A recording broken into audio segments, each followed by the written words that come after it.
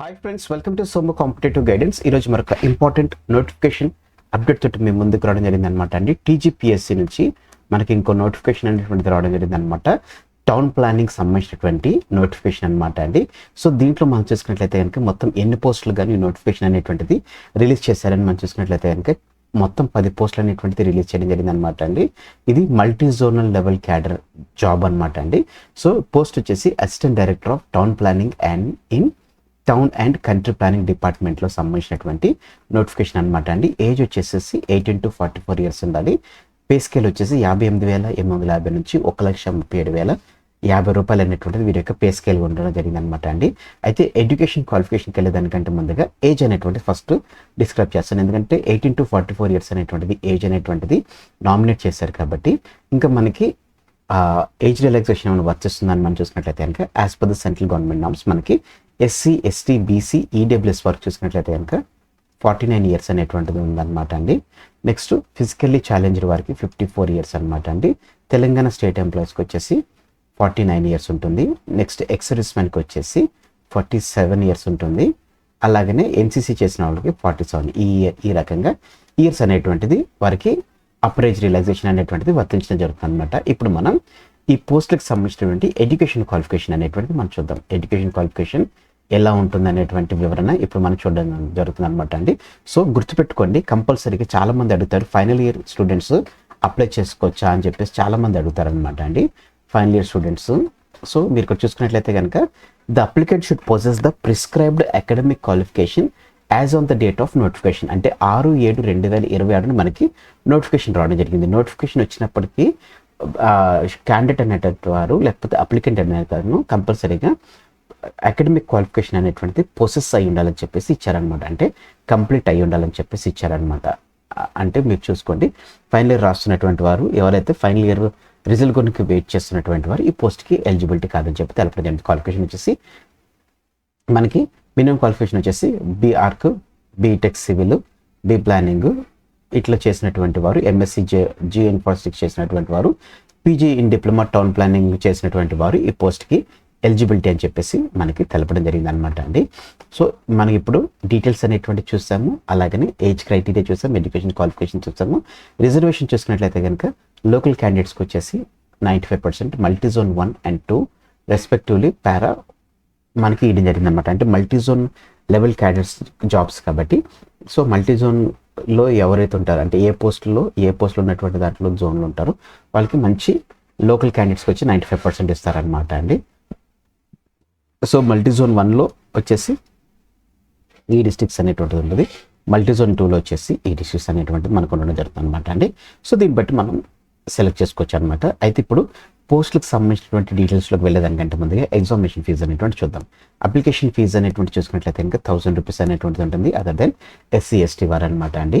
SC, ST, PWD వారు చూసుకున్నట్లయితే ఇంకా 500 రూపీస్ అనేటువంటిది ఉంటుందన్నమాట అండి. అయితే దీంట్లో ఎగ్జామినేషన్ ఫీజు వచ్చేసి 120 రూపీస్ అనేటువంటిది ఉన్నట్లుగా తెలపడం జరిగింది అనమాట అండి. మోడ్ ఆఫ్ పేమెంట్ అనేటువంటి చూసుకున్నట్లయితే ఇంకా అన్ని మోడ్లో అంటే అన్ని ఆన్లైన్ మోడ్లో మనం చేసుకునేటువంటి ఫ్లెక్సిబిలిటీ అనేటువంటిది ఇవ్వడం జరిగింది అనమాట. స్కీమ్ ఆఫ్ ఎగ్జామినేషన్ వచ్చేసి ఎగ్జామినేషన్ అండ్ సిలబస్ అనేటువంటిది మనకి ఇవ్వడం జరిగింది. సెంటర్ ఆఫ్ ఎగ్జామినేషన్స్ అనేటువంటిది మనకి కింద మనం డిస్క్రైబ్ అనేటువంటి చేయడం జరుగుతుంది అనమాట అండి. సో ఇక్కడ చూసుకున్నట్లయితే కనుక మనకి సెలక్షన్ ప్రొసీజర్ చూసుకున్నట్లయితే కనుక ఎవరైతే సిబిటిఆర్ ఎగ్జామ్ రాస్తారో వచ్చినటువంటి మార్క్స్ సెక్యూర్ చేసినటువంటి మార్క్స్ని ఆధారంగా చేసుకుని వారికి మెరిట్ లిస్ట్ ఆధారంగా వారికి ఇస్తున్నట్లుగా తెలపడం జరిగింది అనమాట అండి. సో ఇక్కడ మనం చూసుకున్నట్లయితే కనుక ఇప్పుడు సిలబస్ అనేటువంటిది ఏంటిది, సెలెక్షన్ ప్రాసెస్ అనేటువంటిది ఏంటిది, సిబిటి అంటే కంప్యూటర్ బేస్డ్ టెస్ట్ ఎగ్జామ్ అని చెప్పి తెలపడం జరిగింది కాబట్టి సో దానికి సంబంధించినటువంటి వివరాలు చూద్దాం. ఇంతకీ 10 పోస్టులు అనేటువంటిది ఏ మల్టీ జోన్ 1లో ఎన్ని పోస్టులు ఉన్నాయి, మల్టీ జోన్ 2లో ఎన్ని పోస్టులు ఉన్నాయి అనేటువంటిది మనం చూద్దామండి. మల్టీ జోన్ 1లో మనకి 5 పోస్టులు అనేటువంటిది ఉండడం జరిగింది. మల్టీ జోన్ 2లో 5 పోస్టులు వెరసి మనకి టోటల్ 10 పోస్ట్స్ అనేటువంటిది ఇవ్వడం జరిగింది అనమాట అండి. సో ఇక్కడ మీరు చూసుకున్నట్లయితే కనుక మల్టీ జోన్ 1లో చూసుకున్నట్లయితే లోకల్ క్యాండిడేట్స్కి 4 పోస్టులు, సెంట్ 2లో కూడా 4 పోస్టులు, అన్రిజర్వ్డ్ 1 పోస్ట్ అనేటువంటిది కేటాయించడం జరిగింది అనమాట అండి. ఇప్పుడు స్కీమ్ ఆఫ్ ఎగ్జామినేషన్ మనం చూసుకున్నట్లయితే కనుక టోటల్ 2 పేపర్స్ అనేటువంటిది ఉంటుంది అనమాట అండి. 2 పేపర్స్లో చూసుకున్నట్లయితే కనుక general studies and general abilities అనేటువంటిది ఉంటుంది. 150 క్వశ్చన్స్, 150 minutes, 150 మార్క్స్ అనేటువంటిది ఉంటుంది అనమాట. సబ్జెక్ట్ వచ్చేసి వారికి ఏదైతే ప్రిస్క్రైబ్డ్ టౌన్ ప్లానింగ్ సంబంధించినటువంటిది 150 క్వశ్చన్స్, 150 minutes, 300 మార్క్స్ అనేటువంటిది ఉంటుంది. టోటల్గా 450 మార్క్స్ అనేటువంటిది ఎగ్జామినేషన్ అనేటువంటి కండక్ట్ చేయడం జరుగుతుంది అనమాట అండి. సో సిలబస్ అనేటువంటిది ఏంటనేటువంటిది మీకు ఇప్పుడు తెలపడం జరుగుతుంది అనమాట. సో ఎగ్జామినేషన్ మనం చూసుకున్నట్లయితే కనుక ఎగ్జామ్ అనేటువంటిది మనకి జనరల్ స్టడీస్ సివిఏ బైలింగ్వల్ ఉంటుంది, కోర్ సబ్జెక్ట్ మాత్రం ఇంగ్లీష్ ఉంటుంది అనమాట అండి. సో సిలబస్ చూసుకున్నట్లయితే కనుక సేమ్ అండి, మనకి గ్రూప్ 1 గ్రూప్ 2 మిగతా competitive exam, Telangana competitive exam ఉండేటువంటి ప్రతి టాపిక్ అనేటువంటిది ఇందులో మనకు ఉంటుంది. Current affairs, general science, environmental issues, Telangana movement, social executions, politics సంబంధించినటువంటిది, తెలంగాణ పాలసీస్ అనేది ఉంటుంది, basic English, logical reasoning ability అనేటువంటిది. సో ఇట్లా ఉంటుంది అనమాట. సో నేను దీన్ని బేస్ చేసుకుని ప్రతి టాపిక్లో ప్రతి కంటెంట్లో మనకి ఈ చాప్టర్స్ అనేటువంటిది ఉంటుంది. కాబట్టి నేను జీకేకి సంబంధించినటువంటి లేకపోతే టార్గెట్ 100+ అనేటువంటి కొత్త కోర్స్ అనేటువంటిది నేను తీసుకురావడం జరుగుతుంది అనమాట అండి. ఇది మన యూట్యూబ్లోనే ఉంటుంది.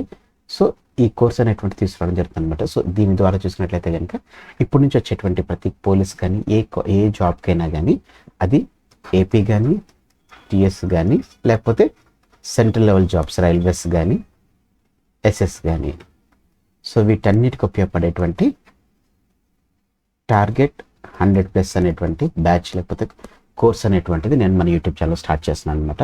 దాన్ని మీరు చూసుకున్న కానీ మీకు సరిపోతుంది అనమాట అండి. మీకు 100 మార్క్స్ వచ్చేటువంటి గ్యారంటీడ్ టాపిక్స్ అనేటువంటిది డైలీ బేస్ మీద మీకు ఈవినింగ్ టైంలో ప్రొక్యూర్ చేయడానికి నేను మీకు చూస్తున్నాను అనమాట అండి. సో ఈ రకంగా మనకి టౌన్ ప్లానింగ్ సంబంధించినటువంటి సిలబస్ అనేటువంటిది కూడా ఇవ్వడం జరుగుతుంది అనమాట అండి. సో మీకు ఎవరైతే దీనికి ఎలిజిబిలిటీ ఉన్నారో, ఆల్రెడీ మీకు సర్టిఫికేట్స్ అన్నీ వచ్చేసి ఉన్నాయో అవి మాత్రమే ఈ పోస్ట్కి అప్లై చేసుకోండి. అయితే ఈ పోస్ట్కి అప్లై చేసుకోవాలనుకునేటువంటి వారు చూసుకున్నట్లయితే కనుక ఆన్లైన్ అప్లికేషన్ అనేటువంటిది ఈ మంత్ 10th నుంచి ఇంకా మరొక 3 డేస్లో మనకి 2 డేస్లో స్టార్ట్ అవ్వడం జరుగుతుంది అనమాట అండి. లాస్ట్ డేట్ వచ్చేసి 17th ఆగస్ట్ తోటి ఎండ్ అవ్వడం జరుగుతుంది అనమాట. 5 PM తోటి లాస్ట్ డేట్ ఆఫ్ అప్లికేషన్. అదే రకంగా ఫీ పేమెంట్ అనేటువంటిది 5 PM తోటి ఎండ్ అవుతుంది. హాల్ టికెట్స్ వచ్చేసి 7 days prior to the exam, అంటే ఎగ్జామినేషన్కి వారం రోజుల ముందు మనకి రావడం జరుగుతుంది అనమాట. అక్టోబర్ ఎగ్జామ్స్ చూసుకున్నట్లయితే కనుక అక్టోబర్ 2026 కండక్ట్ చేస్తారన్నట్లుగా తెలపడం జరిగింది అనమాట అండి. సో ఫ్రెండ్స్ ఇదనమాట అండి టౌన్ ప్లానింగ్ వచ్చినటువంటి అసిస్టెంట్ డైరెక్టర్ సంబంధించినటువంటి పోస్టులతో కూడినటువంటి వివరాలు. Thanks for watching the video. Have a nice day. All the best for exams. Bye.